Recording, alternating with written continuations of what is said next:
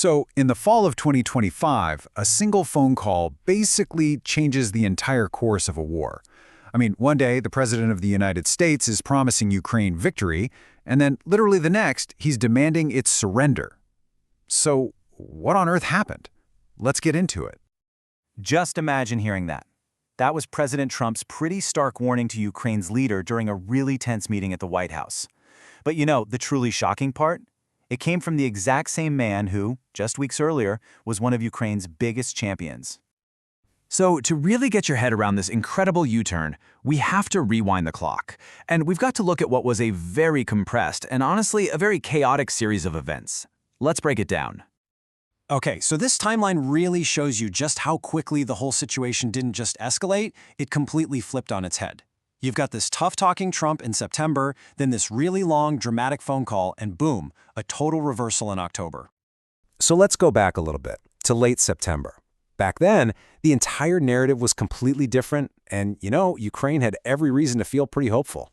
So right after a meeting with Zelensky at the UN, Trump comes out and says this. It absolutely floored observers. He even called Russia a paper tiger because they couldn't win the war.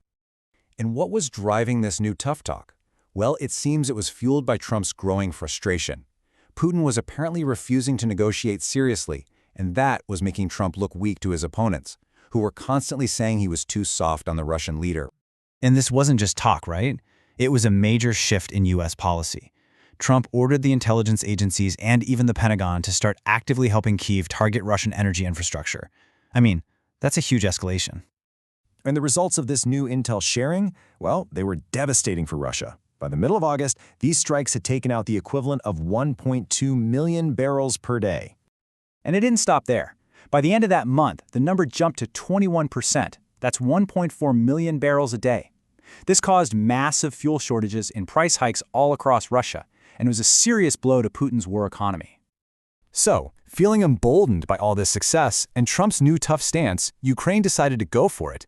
They decided to ask for the ultimate weapon, a missile they really believed could end the war for good.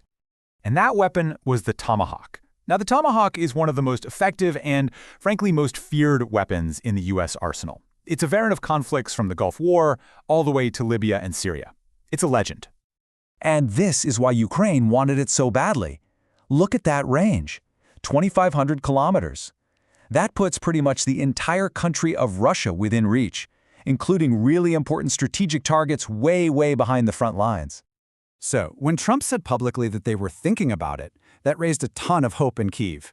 They thought, maybe, just maybe, a decisive blow against Russia was finally possible. But, and this is a huge but, there was a massive, almost hidden catch.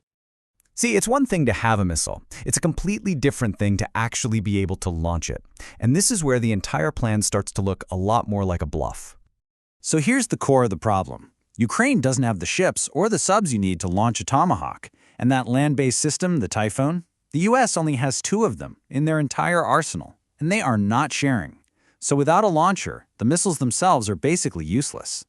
Military experts look at this and basically said no way. The Typhoon system is massive, it's super hard to transport and hide, and it would just be a sitting duck for Russian forces. This really suggested that Trump's threat to send Tomahawks was probably just posturing.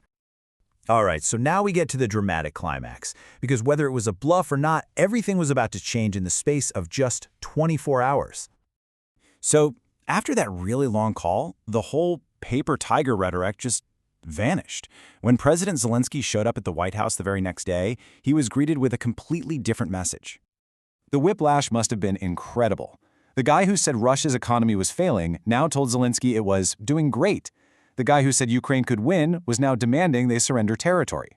Sources said the meeting turned into a shouting match, with Trump basically just repeating the terms that Putin had likely laid out on the phone. And then in public, a total 180. Suddenly, the Tomahawk wasn't a tool for victory anymore. Now it was a very dangerous weapon that could lead to escalation, the very thing he seemed to be pushing for just weeks before. According to people familiar with that meeting, Trump just ignored maps of the actual battlefield. He just insisted that Zelensky hand over the entire Donbass region. I mean, Zelensky walked in hoping for game-changing weapons, and he left with an ultimatum to just give up. So what's the big takeaway here? Ultimately, this whole episode shows the immense and often really unpredictable influence that presidential personalities and these closed-door conversations can have on global conflicts. It really makes you question the reliability of allies and just how fast a country's strategy can change, not based on policy, but on perception. And this whole dramatic reversal leaves us with a pretty chilling question. In a world where the fate of entire nations can be decided in a single phone call, who can you really trust? And in a conflict this volatile, who's going to be the one to back down in the end?